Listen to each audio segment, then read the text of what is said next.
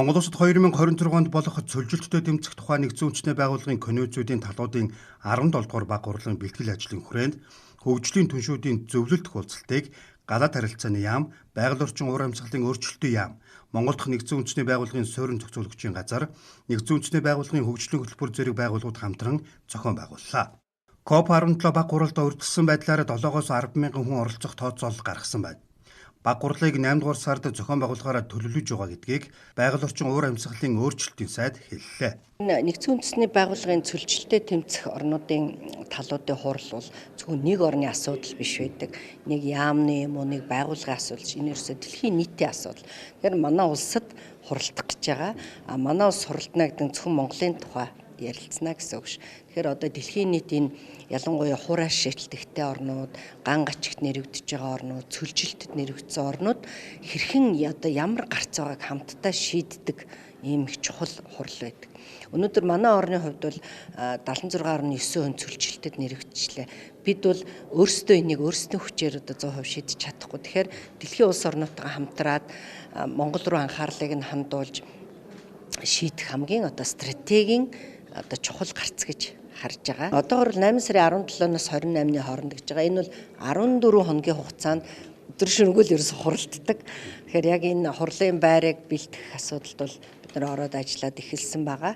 Тэгэхээр энэ бол өөрөө маш том ажил. Одоо ийм хурлууд зохион байгуулсан газрууд бол одоо үнэхээр бас цаг хугацаа маш бага үлдсэн байх шүү. Энэ маш том ажил юм байлээ гэдгийг бол хэлж биднэрт бас одоо техникийн зөвлөмж зөвлөгөөнүүдийг бол өгж байгаа. Талуудын баг хурлыг зохион байгуулах хүрээнд баримталж байгаа бодлого зорилт олон улсын хөгжлийн түвшүүдтэй хамтран ажиллах хүрээнд бэлчээр ба нүүдлийн мал аж ахуйн эрхлэгчдийн олон улсын жилийн хүрээнд авч хэрэгжүүлж байгаа бэлтгэл ажил анхаарах асуудлын талаар танилцуулсан. Энэ үеэр хамтын ажиллагааны төслийн баримт бичигт гарын үсэг мөн зурсан юм а.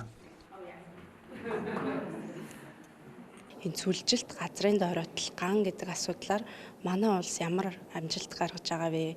Манай улсын онцлог юу вэ гэдгийг харуулахын боломж гарч байгаа. Энийг бол манай улс ганцаараа бол хийхэд бас амаргүй. Тэм учраас бид хөгжлийн түвшүүдээсээ дэмжлэг авах, хөгжлийн түвшүүдтэйгээ хамтарч ажиллах байдлаар хамтран зохион байгуулах ийм төлөвлөгөөтэй байгаа.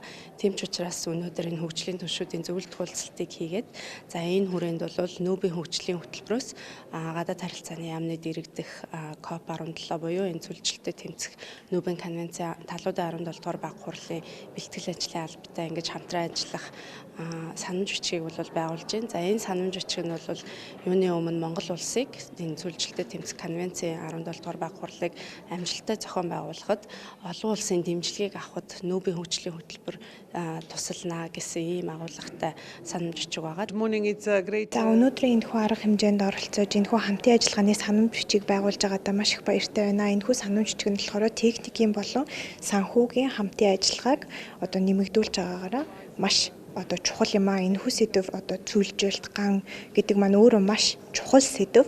Тэгээд энэ хүрээнд Монгол улсын бодлого төлөвлөлт энэ хүрээнд ширэгжүүлж байгаа сайн туршлагуудыг харуулах нь маш чухал. Энэ хүрээнд бас Монгол улсын манлайллыг харуулах нь чухал бөгөөд одоо хөгжлийн байгууллагууд бид энийг дэмжиж ажиллах нь маш чухал юм а. Нүүбийн хөгжлийн хөтөлбөр нь энэхүү одоо хамтын ажиллагааг дэмжиж ажиллаж байгаадаа энэхүү одоо арга хэмжээг зохион байгуулахдаа хамтарч ажиллаж байгаадаа маш их баяртай байна.